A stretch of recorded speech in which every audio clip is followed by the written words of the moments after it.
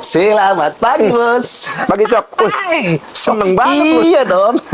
Pagi-pagi Ucok sudah mendapatkan rezeki nomplok, Bos. Mantap. Ini, Bos. Ucok kan pulang ronda. Lewat yang sebelah gang itu, ada yang mandi, Bos. Dan kebetulan temboknya tuh retak dan ada bolongnya.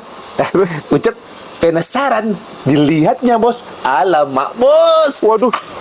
Cantik nian, Bos. Keren dong. Bodinya macam biola Spanyol, Bos. Rambutnya mayang terurai pirang-pirang sikit gitu loh. Yang di mana sih, Cok? Itu, Bos. Kos-kosan yang dekat rumah si Agus Brigjen. Yang pintunya warna biru? Iya, yang pintunya warna biru itu. Itu adek gue dari Bandung mau kuliah, Cok. Yang banner, Bos. Iya. Wah, lu parah banget sih lu, Cok. Malah segala diintipin lagi. Bos.